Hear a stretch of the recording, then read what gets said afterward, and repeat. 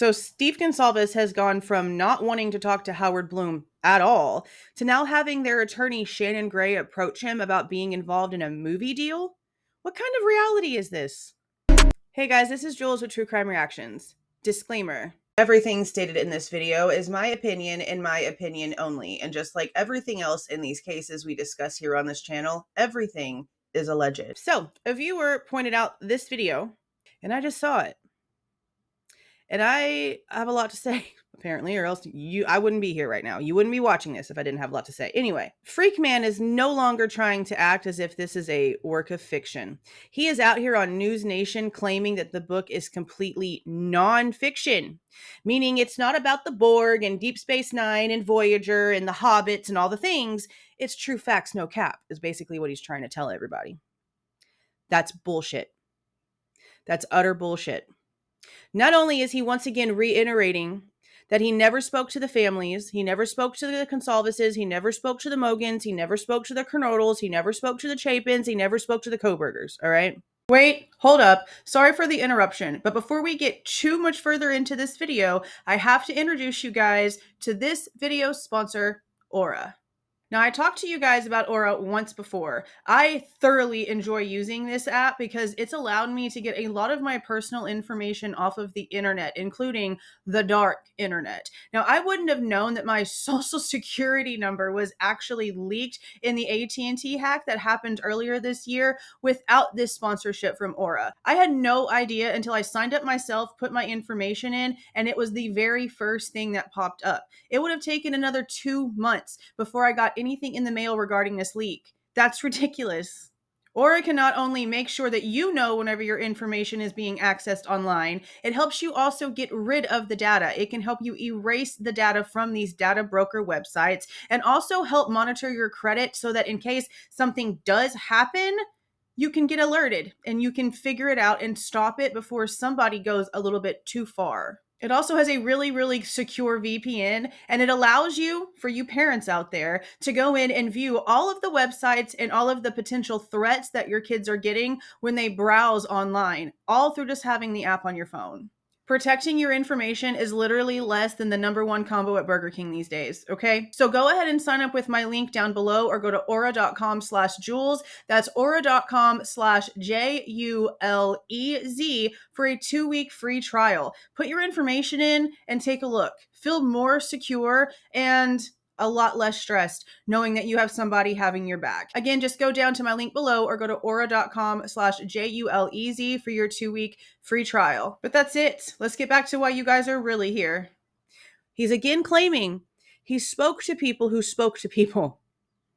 This man has no validation whatsoever that the conversations that were relayed to him ever happened in the first place. But whatever was said to him, he's going to put it in his book as if it's fact. Because, it's nonfiction. And when it comes to what's going on between Howard Blum and Steve, none of it makes any sense.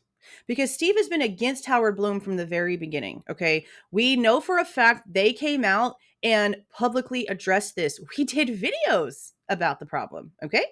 Then we had the conversation between Brett Norton and Steve Goncalves leak all over the internet, and then we found out that it wasn't fake, it was real. Brett got on Melissa Jade's channel in a live, answered a whole bunch of questions. I've sent an email or two back and forth with her, but we really haven't resolved anything when it comes to the questions I have.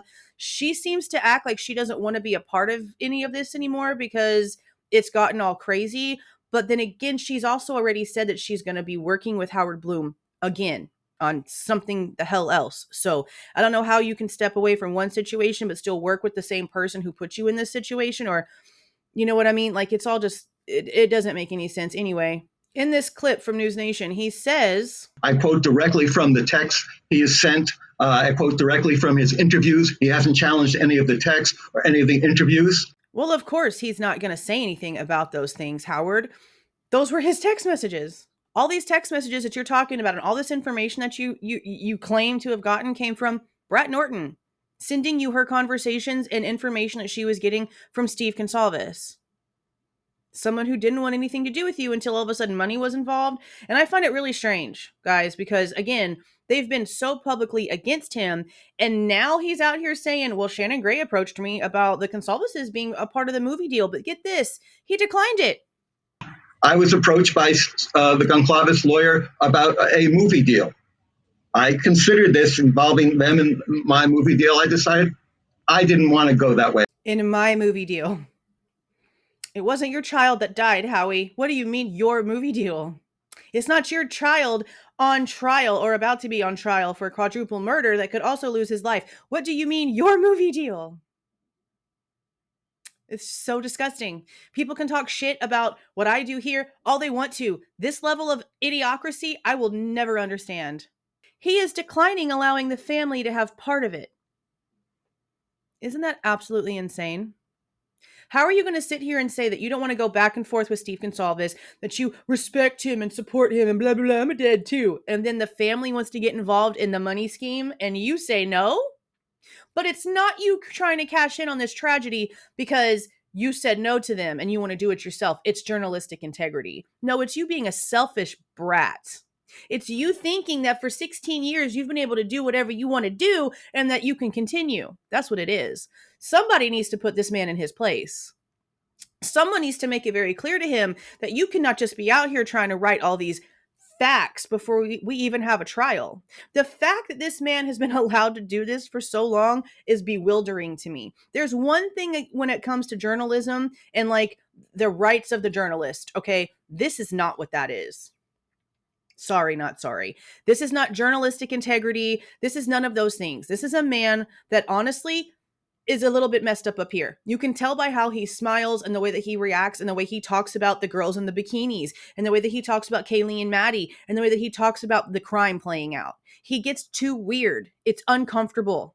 And also look at this quote, okay? This is apparently said by the family of Kaylee Goncalves. We all know it probably came from Steve, okay? And it says, all this book does is tell a story by Mr. Blum, a version made up by him, relying on sources that have no responsibility or duty to speak the truth. Well, Steve, if you know that, then why did you keep in contact with Brett Norton for so long? And who knows who else? Because we all know he took photos with JLR. He was in all of the podcasters' faces trying to get information. Ones that we don't know about. A lot of them that have never come forward. I know that for a fact. There's a lot of moving in the shadows that we have not been publicly told about, but it exists. Trust me. I'm just so tired of this guy. I'm so tired of this guy. And I know damn well that deep down he has to know that what he's doing is bullshit. Whenever he reads our comments, because don't sit there and act like he doesn't know, okay? For those of you that are not over on Twitter, you might not have seen it. But there's a lot of people that I follow over on Twitter that are adding him, meaning tagging him, whenever they're asking him, where did you get all of this information? How dare you say all of these things? Where is your actual integrity? Where's your ethics? Where's your morality? Where did all of this come from? How can you sleep at night knowing that you've put all of this crazy stuff together like you're dead to writing Bryan Kohberger and you really have no idea about anything because you're just an outsider like everybody else? You're not special. You don't have any sort of special clearance to get inside information from the police. They're not willing to give anything up. Any and everything that this man has gotten either came from before the gag order or from people that are violating gag orders, which need to lose their freaking jobs because everyone under a gag order has a title. No one in the family has a gag order, but no one in the families want to talk to this man.